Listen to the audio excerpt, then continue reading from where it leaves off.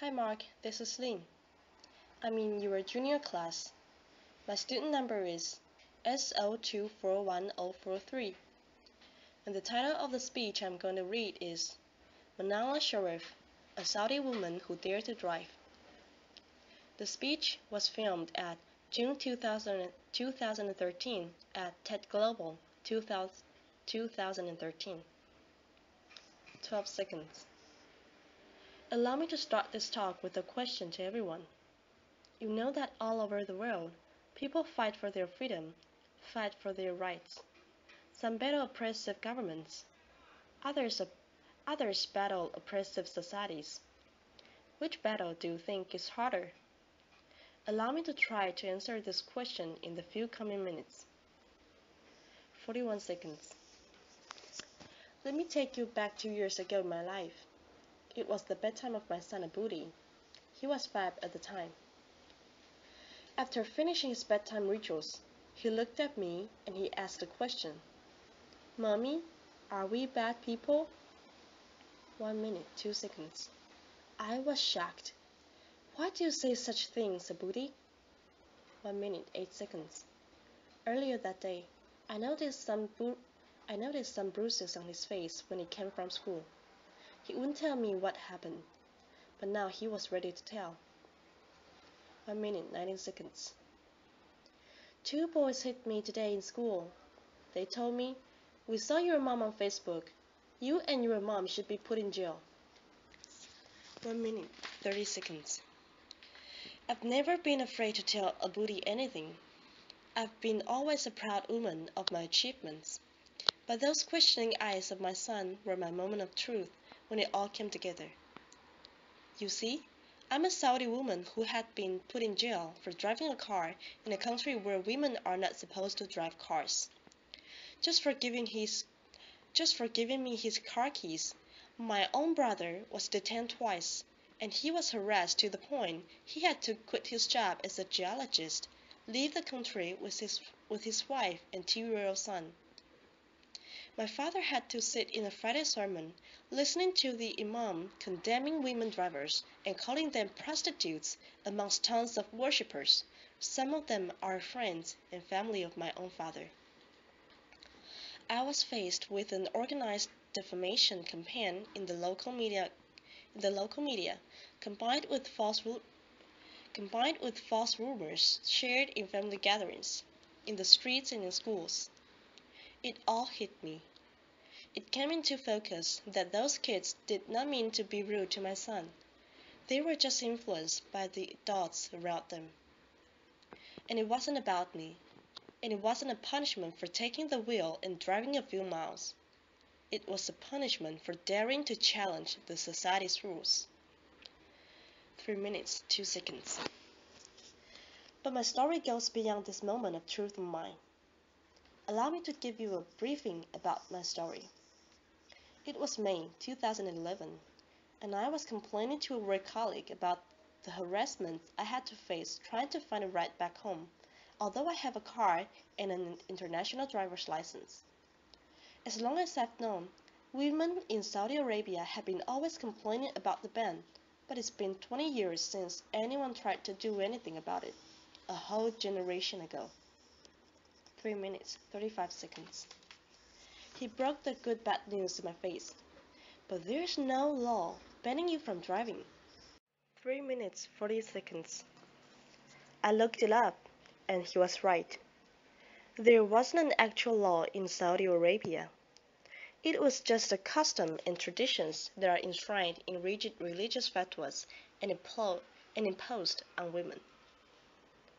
That realization ignited the idea of June 17th, where we encouraged women to take the wheel and go drive. It was a few weeks later we started receiving all these. Men wolves will rape you if you go and drive. A courageous woman, her name is Najila Halili. She's a Saudi woman in the city of Jeddah. She drove a car, as she announced, but she didn't record a video. We needed proof. 4 minutes, 19 seconds. So I drove. I posted a video on YouTube.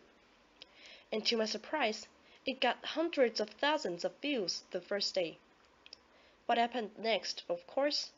I started receiving threats to be killed, raped, just to stop this campaign. 4 minutes, 35 seconds. The Saudi authorities remained very quiet. That really creeped us out. I was in the campaign with other Saudi women and even men activists. We wanted to know how the authorities would respond on the actual day, June 17th, when women go out and drive. So this time I asked my brother to come with me and drive by a police car. It went fast. We were arrested, signed a pledge not to drive again, released. Arrested again, he was sent to detention for 1 day, and I was sent to jail. I wasn't sure why I was sent there, because I didn't face any charges in the interrogation. But what I was sure of was my innocence. I didn't break a law, and I kept my abaya. It's a black cloak we wear in Saudi Arabia before we leave the house. And my fellow prisoners kept asking me to take it off, but I was so sure of my innocence. I kept saying, "No, I'm leaving today." Outside the jail, the whole country went into a frenzy, some attacking me badly, and others supportive, and even collecting signatures in a petition to be sent to the king to release me. I was released after 9 days. 5 minutes, 46 seconds. June 17th comes. The streets were packed with police cars and religious police cars, but some hundred brave Saudi women broke the ban and drove that day. None were arrested. We broke the taboo. 6 minutes, 1 second. Applause. 6 minutes, 11 seconds. So I think by now, everyone knows that we can't drive, or women are not allowed to drive in Saudi Arabia, but maybe few know why. Allow me to help you answer this question. 6 minutes, 21 seconds. There was this official study that was presented to the Shura Council. It's the consultative council appointed by the king in Saudi Arabia, and it was done by a local professor, a university professor. He claims it's done based on a UNESCO study. And the study states the percentage of rape, adultery, illegitimate children, even drug abuse, prostitution in countries where women drive is higher than countries where women don't drive. 6 minutes, 55 seconds. Laughter. 6 minutes, 57 seconds. I know, I was like this. I was shocked. I was like, we are the last country in the world where women don't drive. So, if you look at the map of the world, there only lives 2 countries, Saudi Arabia, and the other society is the rest of the world. 7 minutes, 12 seconds. We started a hashtag on Twitter mocking the study, and it made headlines around the world.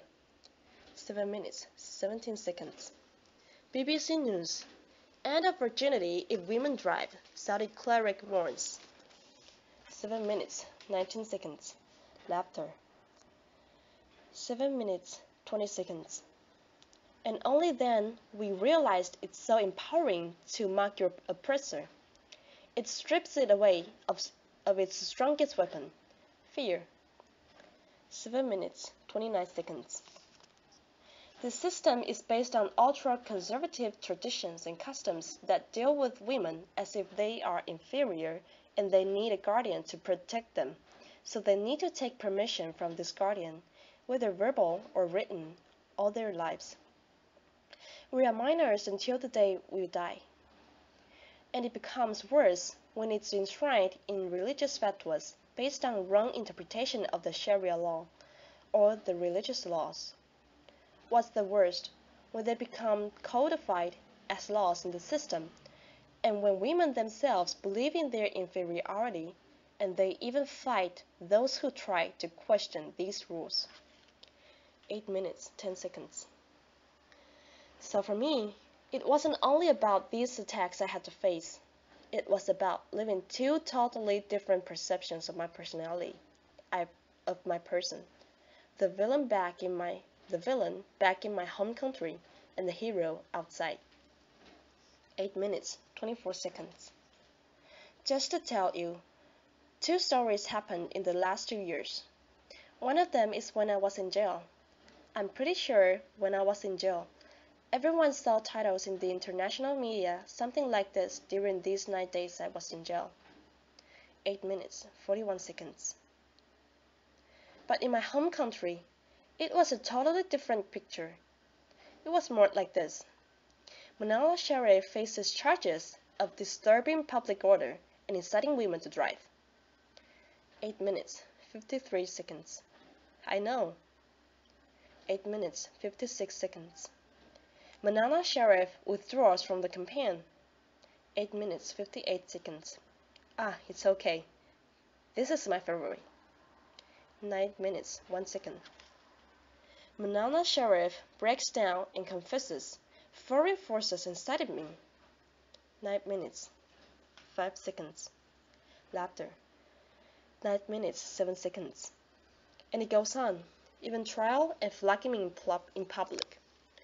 So it's a totally different picture. 9 minutes, 16 seconds. I was asked last year to give a speech at the Oslo Freedom Forum. I was surrounded by this love and the support of people around me, and they looked at me as an inspiration. At the same time, I flew back to my home country. They hated that speech so much. The way they called it, a betrayal to the Saudi country and the Saudi people, and they even started a hashtag called Oslo Traitor on Twitter. Some 10,000 tweets were written in the hashtag, while the opposite hashtag, Oslo Hero, there was like a handful of tweets written. They even started a poll. More than 13,000 more voters answered this poll, whether they considered me a traitor or not after that speech. 90% said yes, she's a traitor. So it's these 2 totally different perceptions of my personality. 10 minutes, 4 seconds. For me, I'm a proud Saudi woman, and I do love my country. And because I love my country, I'm doing this. I'm doing this. Because I believe a society will not be free if the women of the society are not free. Applause. Thank you.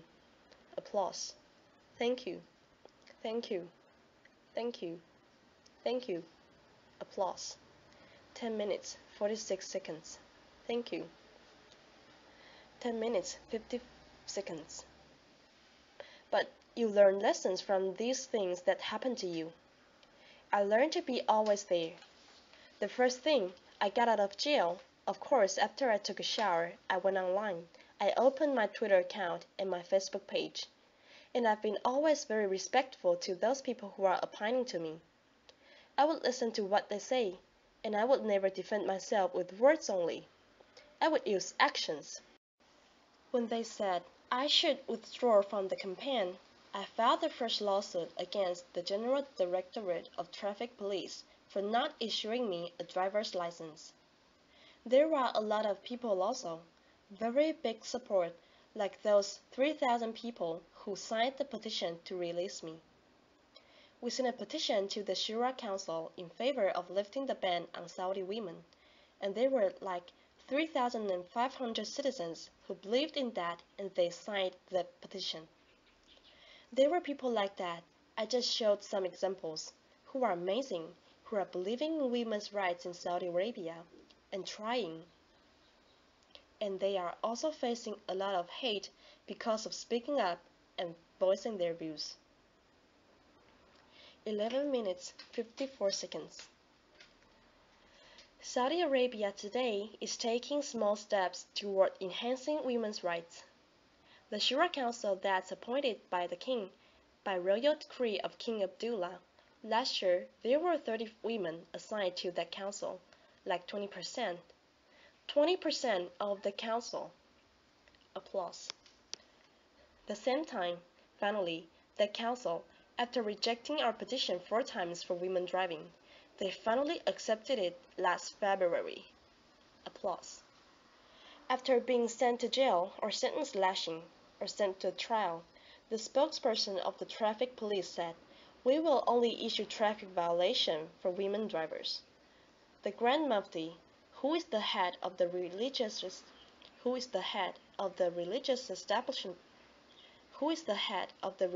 establishment in Saudi Arabia, he said, it's not recommended for women to drive. It used to be haram, forbidden by the previous Grand Mufti. 12 minutes, 49 seconds. So for me, it's not about only these small steps. It's about women themselves. 12 minutes, 56 seconds. A friend once asked me, she said, so, when do you think this women driving will happen? 13 minutes.